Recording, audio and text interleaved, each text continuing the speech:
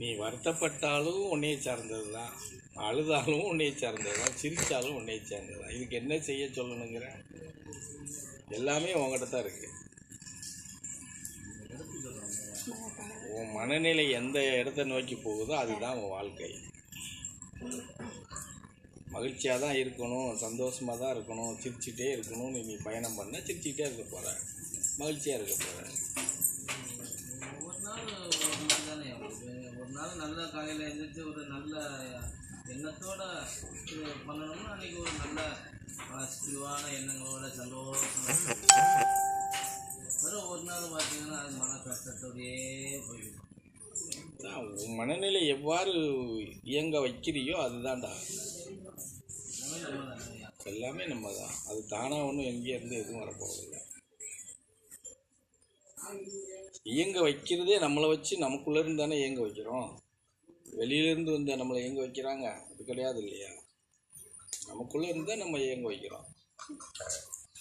நம்ம தான் இன்னும் சொல்லப்போனால் எல்லா விஷயங்களும் ஈஸியாக எடுத்துக்கிட்டேன்னா ஒரு பிரச்சனையும் இல்லை. ஐயோ இது நம்மளை விட்டு போயிடுறதேன்னா அது போயிடவும் செய்யும், மன நிம்மதியும் போயிடும். கழுத அது போனால் போது போ, அது இல்லைன்னா இன்னொன்று பார்த்துக்கலாம், இன்றைக்கி இல்லைன்னா நாளைக்கு இல்லைன்னா நாளான்னைக்கு, அந்த எண்ணத்துக்குள்ளே வந்துடணும்.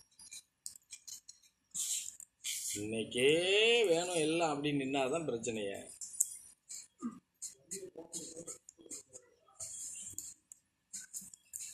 இப்படி இருக்க கற்றுக்கா. பொதுவான இடம் எது, தனிப்பட்ட இடம் எது, பேசுறது கூட தெரிஞ்சுக்கணும் இல்லையா? 4 பேர் நிற்கிற இடத்துல நம்ம எந்த மாதிரி பேசி பழகணும், தனிமையாக போகும்போது நம்ம எப்படி பேசிக்கிறணும், அதே வீட்டுக்கு வந்தால் எப்படி நம்ம எந்த அணுகுமுறையில் இருக்கணும், இதெல்லாம் தெரிஞ்சுக்கிட்டு பயணம் பண்ணால் தான் நீ சொன்னது மாதிரி மகிழ்ச்சியாகவே இருக்க முடியும். இது மூணவும் ஒன்றா போட்டு திரிக்கிட்டேன்னு வச்சுக்கோ, அப்புறம் எப்படி சொல்கிறது, எல்லாம் போயிடும்.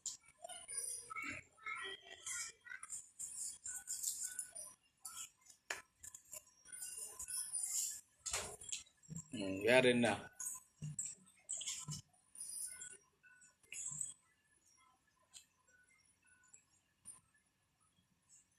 கேளுங்க தப்பா புண்ணியவதிகளா, புண்ணியவாங்களா, கேளுங்க. 12 மணிக்கு அப்புறம் உறங்க விட்டுருவேன், பயப்படாதீங்க. அது வரைக்கும் தான். ஆமாம், அதுக்கு முன்னாடியே உறங்கணுமா?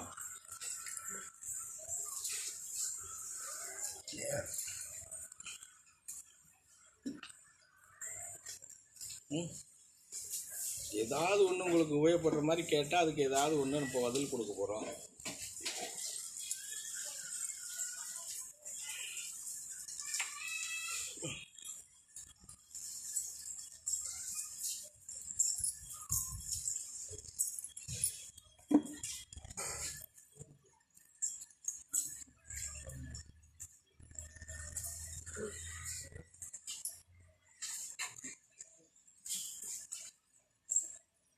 உங்கள் மாமா இன்னைக்கு சுதாரிப்பாகவே தெரியலையா?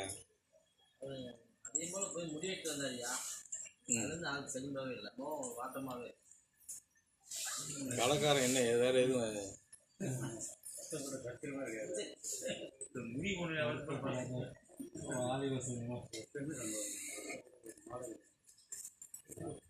இப்போ கேள்வி என்கிட்ட கேட்டார், சிவன் சொத்து குலநாசன் இப்போ கேட்டார். அந்த ஏற்கனவே நடந்துருக்கோம், மாமா கேட்டார். வார்த்தைன்னு கேட்டாரு, நீ தான் சொல்லணும்.